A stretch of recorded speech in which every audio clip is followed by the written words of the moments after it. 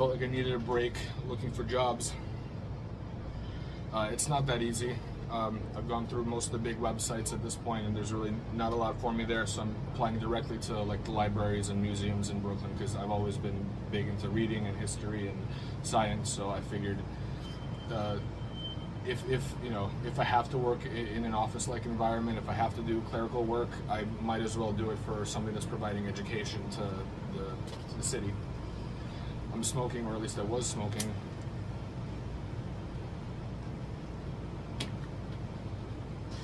Some Queen Anne's Revenge that I mixed with Sutliff creme brulee, and I'm almost done with it. I like it. It's very vanilla. It's very nutty, not smoky at all.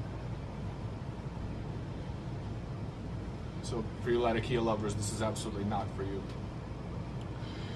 So I figured I'd bring out some of my knives, because looking at steel makes me a little bit not as unhappy. In fact, one of these knives makes me very, very happy. I'll show that to you. And before we do that, before we switch the view and take a look at the table, I'll present the record of the day. This is Hybrid Theory by Linkin Park. This album is incredibly important to my generation. Okay, these people, you have no idea who they are. Maybe they influenced millions of people my age.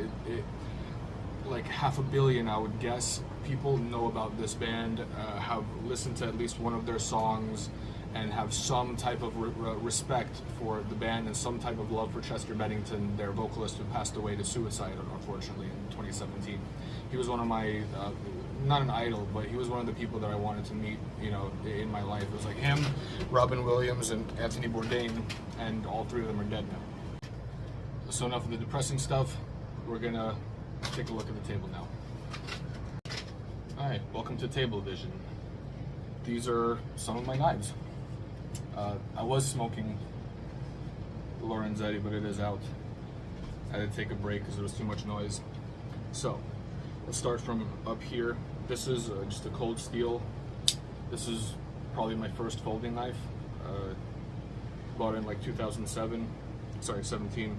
So, short backstory, when I moved out of New York moved to New Jersey, I was at like, it was like a house in the woods kind of scenario, and I felt like having knives would be important to the aesthetic.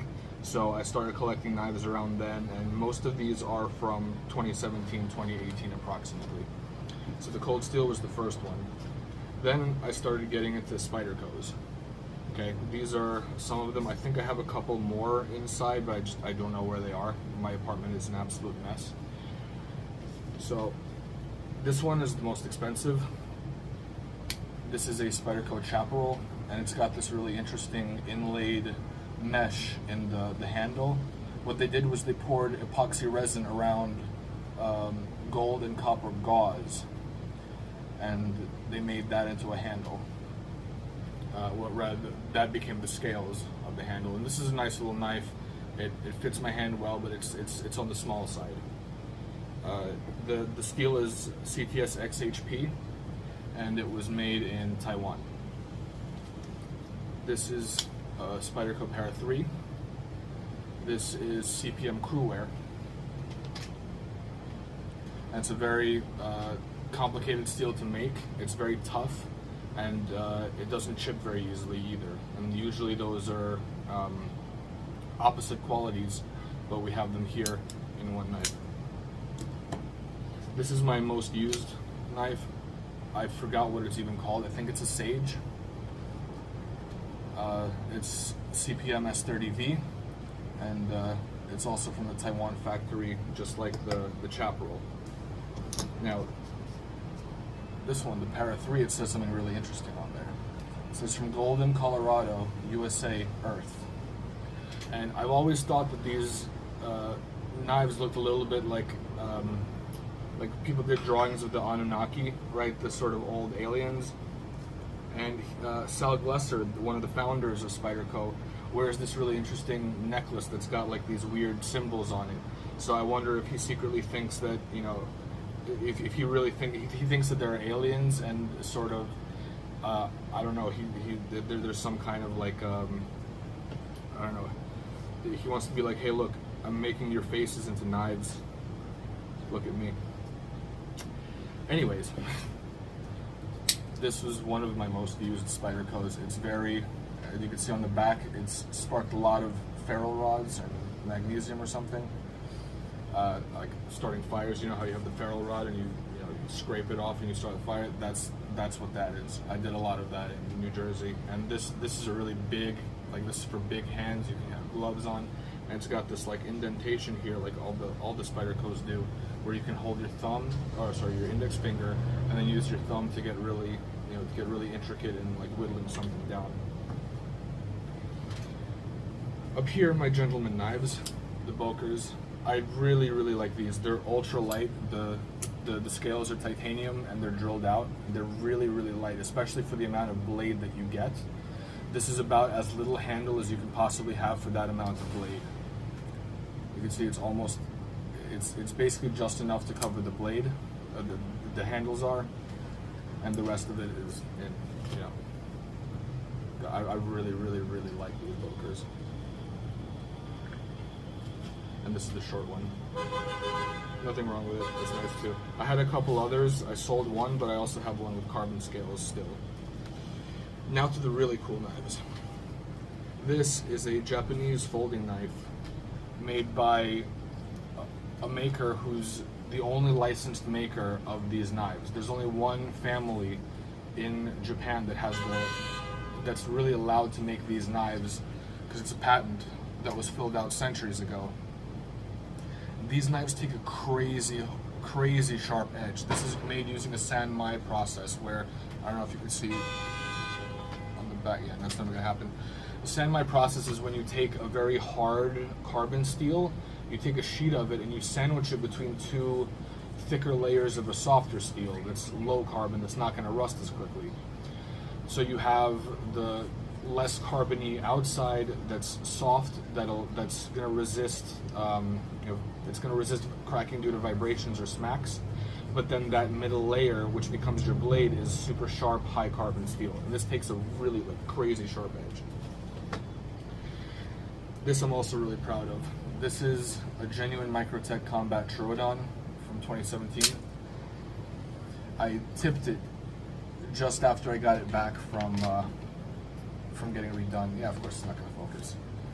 It's not exactly the John Wick knife, but it's really close. And it's it actually bit me once. I have a scar on my index finger up here from when it bit me while I was playing with it. So that's my my Microtech that I really like. K-bar. And this knife over here is the really special one. This is a K-bar. It's not exactly the one that you remember from the Vietnam War. It's got a Tonto blade on the edge, and I really like that. Aesthetically, I like the Bowie knives better, but this is better because you get this sharp corner thing over here. That corner, it gives you a lot of control when you're cutting something like in a shape. I don't remember when the last time was that I used it, but I know I've used it for things. This is a knife you cannot buy. This is a knife you can't have because the maker who made it, well, first of all, the maker who made it is retired, and second of all, it was designed by me. This is my knife completely. Okay? I drew it out on a piece of paper. I drew the angle for the sheep's foot, for the end that's a sheep's foot blade. I drew out the length. I drew out this part specifically because I wanted my thumb to go over there. This is my chopper, right? So it literally fits exactly my hand. I worked with clay and then I drew it out and then I sent it to this guy called Diamond W on Facebook at the time. I designed the scale. I wanted the carbon fiber with a little green micarta insert. It doesn't look that great, but he was relatively new to knife making. But apart from the handle, which is kind of weird, the blade itself is fantastic. It's made of D2 tool steel, and I keep it very sharp and very oiled. At least I hope I keep it sharp. Don't remember when the last time was I sharpened it. Yeah, we're good. Yeah, we're good.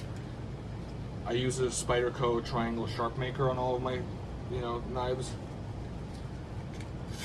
and turns out not bad. This one's got a chip in it, which is why I was trying to figure it out. Anyway, ADD. Those were my knives. Yeah, I guess I'm done. This has been the Brooklyn Pipe. Have a safe, pleasant, and positive day. Peace.